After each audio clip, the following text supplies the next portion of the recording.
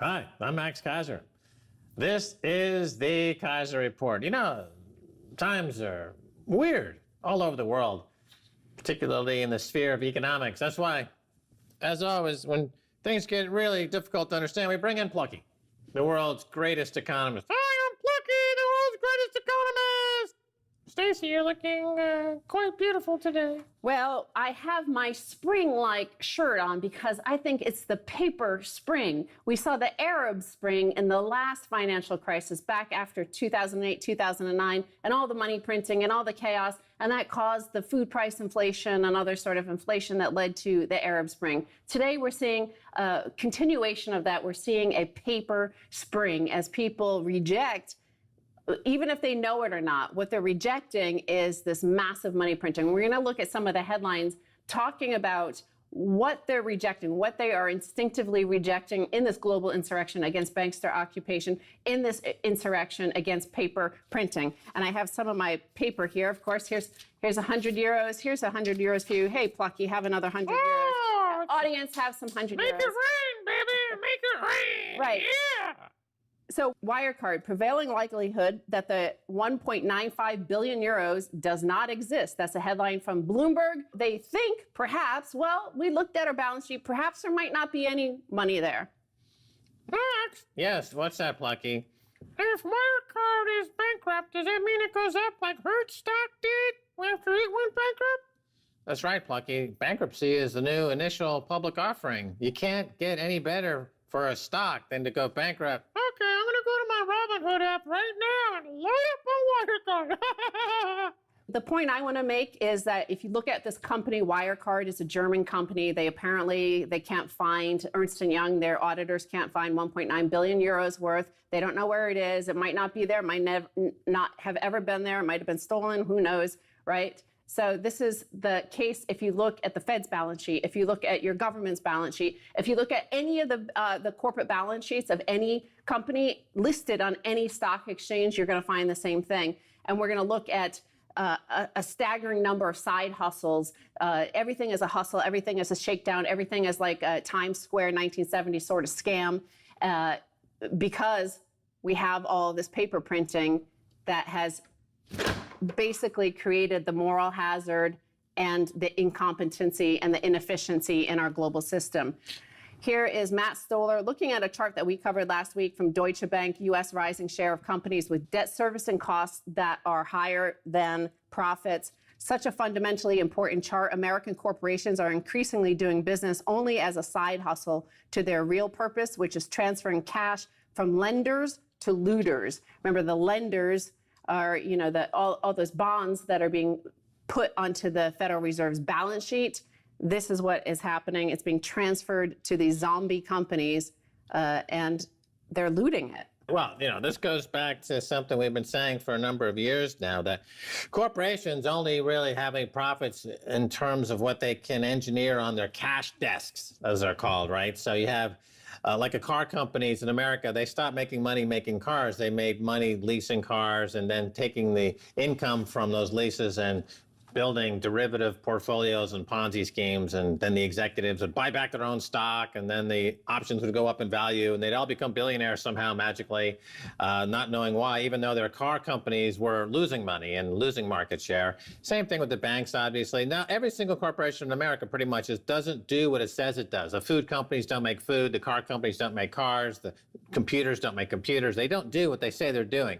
All they're doing is they're gaming the system by getting the free cash from the Fed, if you're part of the privileged class, and then, you know, whipping that up to these huge paydays for the executives using, as was described here. That's just the latest chapter in the latest kind of revelation that you've got a transfer mechanism where the S&P 500 is just a front for, like money laundering, right? We've talked about money laundering in the past, like a restaurant that's ostensibly a restaurant, but it's actually a money laundering hub or face, right? So the entire American economy is just a facade for money laundering at this point. Well, it's a facade for money printing. So the fact is, since 1971, nobody in America, not a single person, nobody has had to actually genuinely work. We just print money. The Chinese, Asians, Europeans send us their goods for our printed money. there has been a facade of having to work. Well, the pandemic has put a lie to that. So we're all at home, nobody's having to do anything, and they're starting to realize their uselessness, their lack of value in anything in the economy. And that is the paper uprising. That is the paper spring. Well, I guess we're in summer now. And we know we're in summer because we're almost as hot as the Sahara Desert. Not quite as hot as the Siberia, of course, because that's in the Arctic and that's hotter. Well, you know, David Graeber wrote a book about all the nonsense jobs in the economy and that none of them are really necessary. And if people said, that's kind of interesting, you know, they didn't really take it on too seriously. But here the COVID-19 virus has proven that most jobs are completely superfluous and unnecessary to the economy. And they're just there to keep people kind of sedated. There's nothing functionally or kind of constructively that they add to the economy in any way. Yes, we're transferring from lenders to looters. Ultimately, all the debt from the lenders goes onto the Fed's balance sheet, so it goes onto the population's balance sheet, thus removing any sort of potential for the future. I think a lot of this stuff is instinctively understood because we are still, you know, animals, primordial goop that we came out of, and we understand, we have a survival instinct, and we understand this. And I think this is what this paper uprising is about. And another headline, a staggering number, over $18 trillion in global stimulus in 2020, 21% of world GDP. So Bank of America Chief Investment Officer Michael Hartnett concluded that there's just one bull market to short, and that is namely credit, i.e. the debt markets. He says they are a 500-year bubble, and it's a perfect one to short. However, the Fed will not allow you to do that, so don't fight the Fed. And therefore, we have this absence of truth. So this notion of people like fake news and this battle with the truth, like our history is a truth. Some of it is interpretation. What is it real? What is not real? What is truth? What is not truth? Why we're knocking down all these monuments? I think it's part of this paper uprising is that we have all this fluff and people still have genuine needs for food, shelter, you know, love, community. And all of that is coming together because of the absence of price discovery since 1971, the absence of any real value since 1971.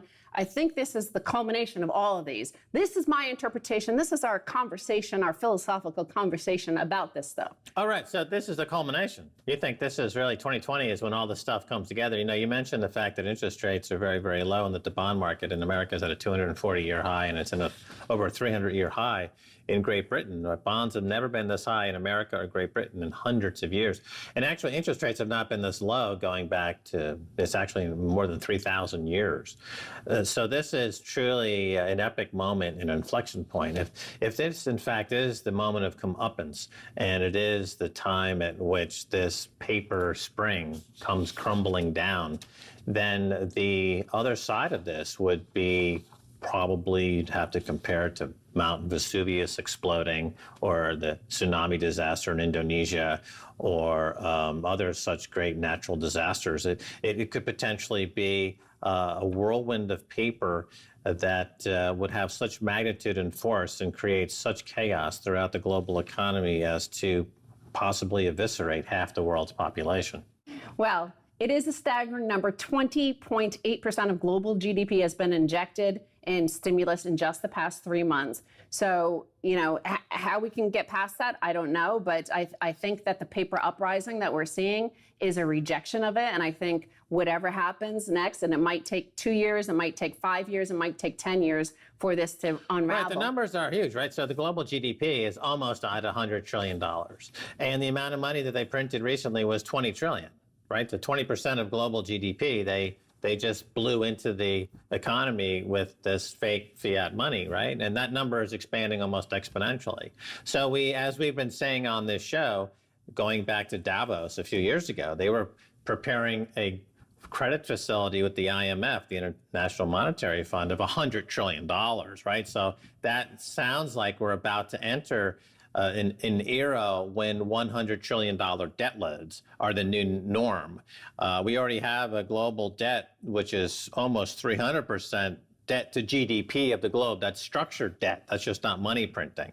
So then you put the money printing on a similar track, and now it's 100 to 200 trillion in money printing. Even with interest rates at 0.0001%, the interest on all this money would be greater than the GDP of the United States or greater than the GDP of China, right? So that's this is a cataclysmic event where we go through kind of the event horizon, and everything becomes completely, as we've mentioned before, we call this spaghettification of the global economy through the event horizon of quantum money printing.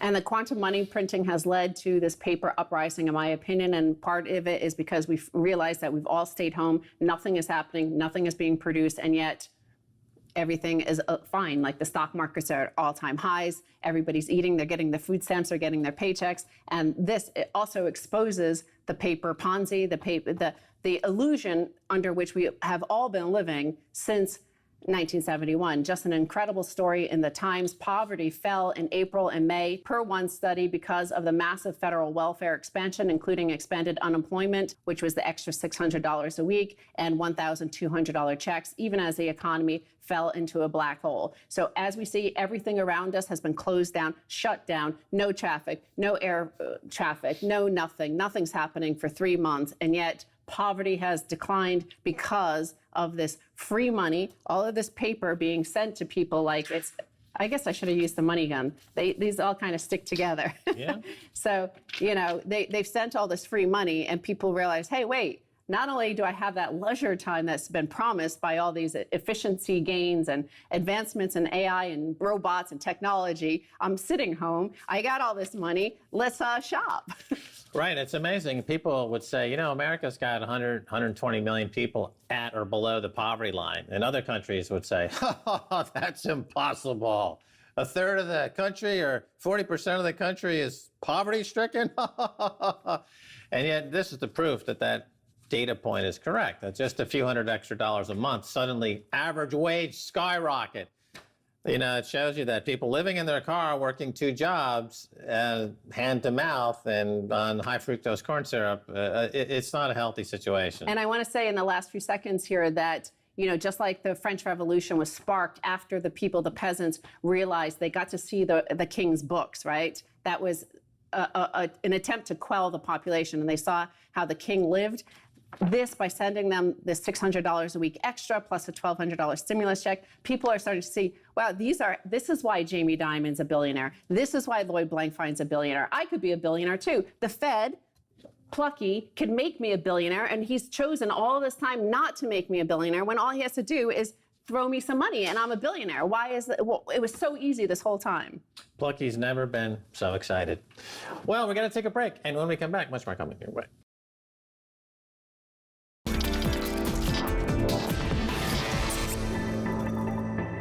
Welcome back to the Keiser Report. I'm Max Keiser. Time now to go to Connor Brown. He's recently written a fantastic blog post at bitcoinreserve.com titled Bitcoin, a Bold American Future. We're going to get into it. But first, Connor, thanks for coming on. Thank you so much for having me, Max. It's great to be here. So you've written some interesting things here. So how is Bitcoin a matter of national security? Let's get into that a little bit, Connor, please. Certainly. So national security can be broken down into a couple different elements, but the ones I focus on here is energy independence and the ability for a nation to have its, control over its own money supply.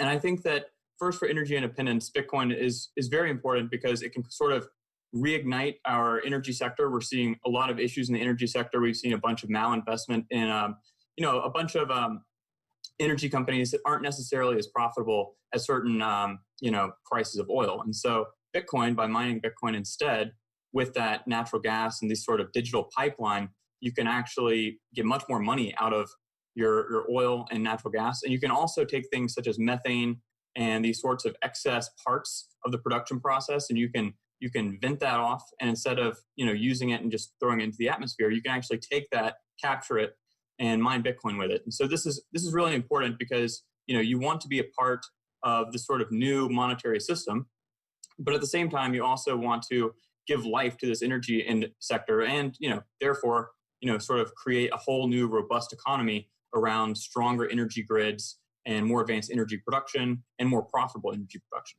Right. This question of energy and Bitcoin is an interesting one. I think widely misunderstood. Last I saw the figures, something like 70% of energy going into Bitcoin mining is renewable. And you're bringing up some points there. So many times we see photos of gas wells being burned off, right? And that energy is just wasted energy that could be captured. Also, because Bitcoin mining is portable, you can go where the cheap energy is, whether it's, let's say, hydroelectric or solar. So it's a lot more mobile, a lot more agile. So you end up with, true energy independence at a much more efficient cost. And that's a huge get for Bitcoin. You also write about the dangerous game of debt. A company called Wirecard has collapsed into a whole heap of nothing. $2 billion went missing or was never there to begin with. Could something like this happen to our entire fiat system? Because it seems like Wirecard is just symptomatic of a much bigger problem, Connor. Yeah, I think this is something we need to really have an honest conversation about. The United States has been increasing its debt burden for a very long time, and debt is growing much faster than the GDP. And the amount of additional productivity we get from each dollar of debt is decreasing. It has diminishing returns. And so we're kind of seeing this end game begin to play out, where the more debt you pile on, the less you get out of it. And eventually, we all know that that's an unsustainable model. You can't have a level of debt rising beyond the economic growth for any sustained period of time. We've seen it happen now for about 50 years, which, coincidentally happens to be about the length of time that a fiat currency lasts. So I think that we're seeing sort of the end stages here. And, the coronavirus just happened to be an incredible catastrophe, economically speaking, right when we didn't need it. And so I think this has really accelerated this end game and pushed it forward a few years. But ultimately, it is going to be completely unsustainable. Right. So the problem, one of the big problems with fiat money and having a central bank that prints trillions and trillions of fiat money is that you take away all the incentives in an economy. In a capitalist economy, you would hope that the incentives or the competition breeds excellence. But here it seems to be the opposite now in the US, because the things that are, let's say, zombie companies where the interest cost on their debt exceeds the profit of the company, we now have 20% of the S&P 500 classify as zombie companies. And that number is growing a lot. And so is that, quite simply, isn't that part of the problem? You've removed the incentive to be profitable with a central bank that will write trillion-dollar checks at the drop of a hat, right? Yeah, and it's not just removing the incentives, but it's completely reversing the incentives. When you have money printing and you have this fresh money hitting the economy, there's going to be the most profit to be gained right there where it hits the economy. That's the Cantillon effect. We all know that. But think about the second order effects of that. That means that the best profits are going to be right there at the beginning of the money spigot. So people that in a capitalist economy or in a sound money economy, which would be taking, and going to school, going to, a good school, getting a good education, and then saying, the best way I could profit off of these skills I produced is to go and build a profitable business and create a product that consumers like at a good cost. And with that, sort of new insight and new market action, I can really make some money for myself. But the Cantillon effect, by pouring money into a very specific point in the finance sector, means all those great minds, those talented people that would have went to make great companies, they're deciding actually the best way I can profit is going into finance. And so we're seeing this financial industry that is outstripping the growth in any other sector of the economy just because it's most profitable there. And, it's not to hate on the people in the finance industry. They're simply acting based on the set of incentives they've been given, which is you can make the most profit if you go into the money printing business. The Cantillon effect, or the Cantillon effect, as I call it here on the show, it is the result of the money not being distributed evenly. When it rolls off the printing presses, it tends to go to the people who are closest to the Fed, and those tend to be bankers who buy back their own stock and watch their executive stock options go higher. Wow, that's a surprise. But up until the last 5 years or so, this whole money printing, and it really goes back to Alan Greenspan and the bailout of the stock market of 1987, it hasn't caused really social unrest, but It has. If you look at these Black Lives Matter protests or Occupy Wall Street or the Arab Spring over there in the Middle East, all around the world, wherever there's money printing, there's now social unrest. But Jay Powell says emphatically, no, there's no connection. Do you agree? No, I mean, of course, we're seeing these flashpoints, and each one are going to have a specific social cause and a specific social location.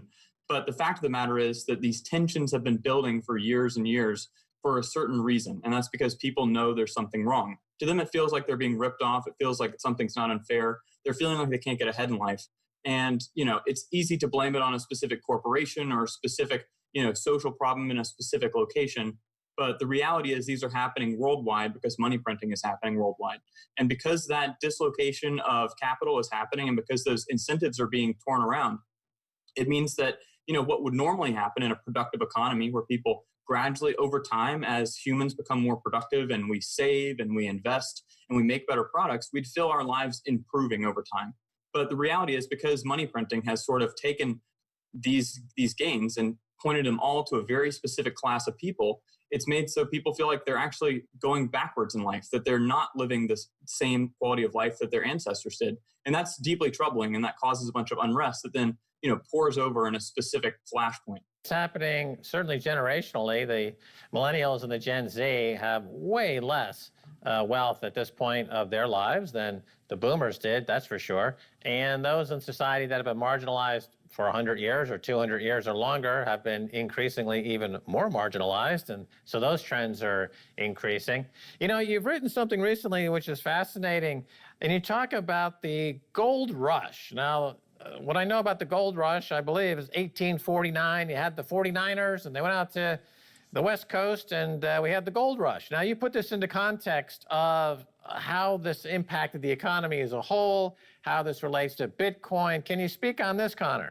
Yeah, certainly. So the gold rush happened in the late 1840s, and it was a very important point for the American economy because right before that, we had really the first Great Depression.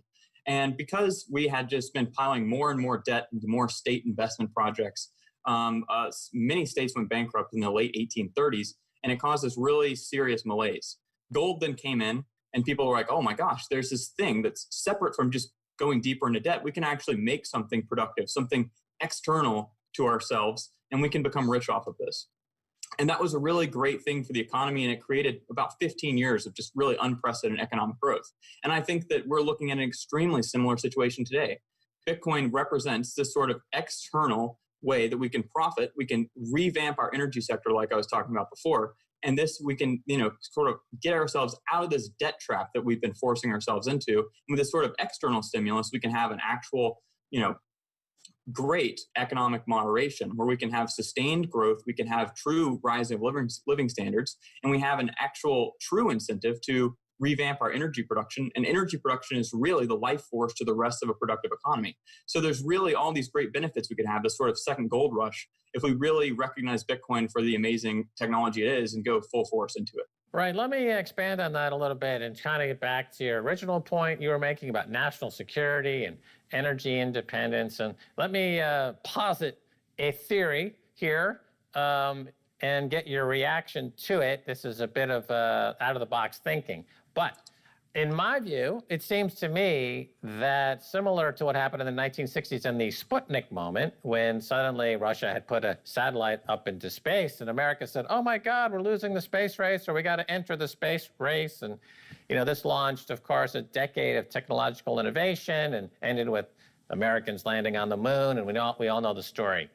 But is it possible that instead of this fear that governments are going to outlaw Bitcoin, isn't it the path of least resistance where actually we could get into a global, what I call the hash war, where countries are racing to get as much mining as possible and get as much of this Bitcoin on their national reserves as possible? What do you think of this? I've thought about this a lot, and it's really the ultimate prisoner's dilemma. In the Cold War, we had mutually assured destruction, or MAD, where, if anyone moves, then everyone's annihilated. But in Bitcoin, it's the complete opposite. It's singularly assured destruction. If you don't print money to buy Bitcoin, then you are assuring that you yourself are destroyed. And I call that the SAD theory. And I think this is really important because it completely changes the way we think about monetary warfare. The first country that realizes there is a huge asymmetric advantage to adopting the Bitcoin standard, they win. And simultaneously, they defeat all other fiat currencies. So it's the ultimate offensive and defensive move. So really the only logical outcome is the first one that adopts Bitcoin is going to be the winner. I noticed, that Iran, I believe, has something like 3% of the hash rate, and because they've been victimized by all of the censoring of fiat money and the dollar, and the SWIFT system was censored because the dollar's been politicized. So they said, wait a minute, how about a non-censorable money like Bitcoin? Maybe we should get into that. And of course, they have a lot of cheap energy. Shouldn't that be alarm bells be ringing in the State Department? Yes, I think the U.S. should see the opportunity for what it is. This is a chance to get back and change our finances for the better and really reignite the American economy. All right, Connor Brown, thanks for being on the Keiser Report. Thank you so much, Max. All right, well, that's going to do it for this edition of the Keiser Report with me, Max Keiser, and Stacy Herbert. I'd like to thank our guest, Connor Brown. If you want to reach us on Twitter, it's Keiser Report. Until next time, bye, y'all.